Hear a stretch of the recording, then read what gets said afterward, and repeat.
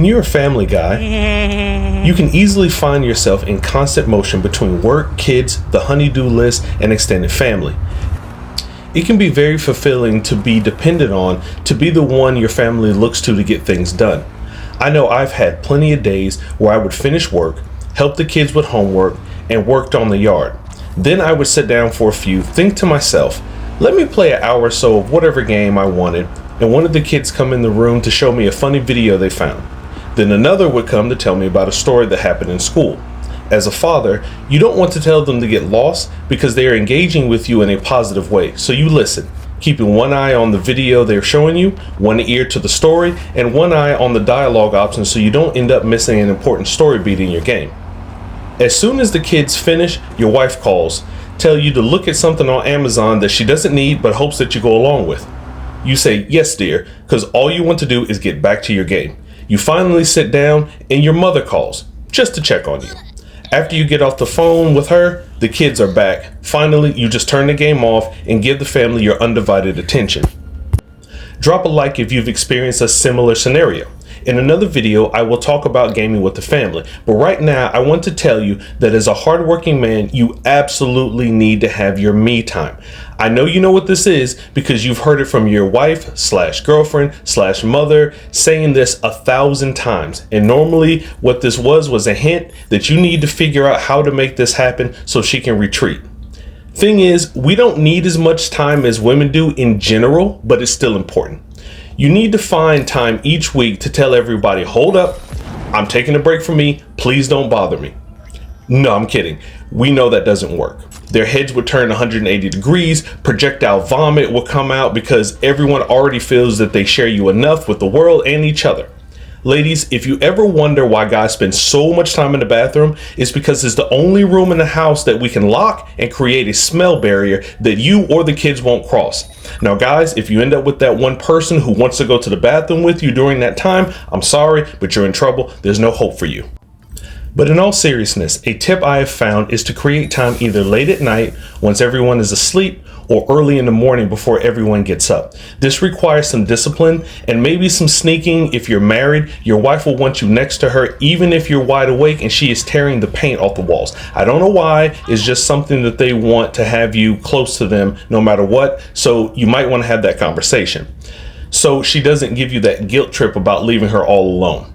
So once you've created the schedule, use that time to jump into a single player game, go work out, go fishing, something you enjoy. You don't want to jump into a sweaty match of Call of Duty, one, because it will probably wake everybody up, which defeats the purpose, and two, you need time to clear your head and put yourself in a relaxed state. If you have a 24-hour gym, that really works for those off hours. Whatever you decide to do during your me time, just make sure it's something that you enjoy and can contribute to your overall mental health. On to our gaming segment. I watched the Xbox Developers Direct the other day, and I want to talk about Avowed. If you don't know what this game is, it is a first-person Skyrim-esque fantasy RPG. I was and still am excited for this game, but I think it's falling into the same trappings as Starfield and Skyrim before it. Avowed seems to be a watered-down RPG. It's not the developer's fault per se, as the game trends tend to change in the blink of an eye, and gaming development takes many years, especially open-world games. So by the time you get an idea into production and spend years into development, the trend that might have made it popular has already passed you by. Back when Skyrim first arrived, my major complaint was that all the great RPG systems from Oblivion were stripped out in favor of more action-friendly style. It was very much streamlined to attract non-RPG fans, and for all intent and purposes, it succeeded. That has been the key to success for many years. Strip down the RPG elements, put some action in it, and the masses will come. But in 2022, something happened. I think a lot of players started to understand how I felt for more than 10 years, and that is these watered down experiences can be a lot of fun, but they're starting to get old and samey. In the past 2 years, the game of the year went to RPGs that were really deep and not casual friendly at all. And here's the kicker. Neither of the games that won GOTY really reinvented the wheel when they came out. I heard a lot of complaints about Starfield having a look and feel from like 10 years ago.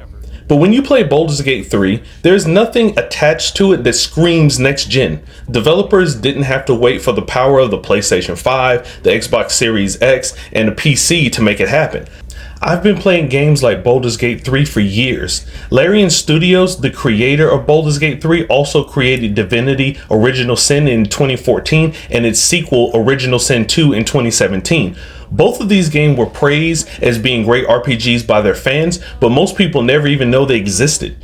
You also have Pillars of Eternia and even Dragon Age Origins to add to the list. Still, these did not light the world on fire. Then in 2023, Baldur's Gate 3 became the world's darling. It didn't reinvent the wheel, but I think what it did was satisfy a hunger for a deeper game, deeper gameplay, deeper stories, and deeper characters. Same for Elden Ring the year before it. I'm sure Avowed will be a really fun game upon its release, but if it isn't deeper than the surface games of the past years, then I'm afraid its arrival is going to come and go with a whimper. That's all for this video, my friends, and remember, you are the hero of your own game. Make the most of it.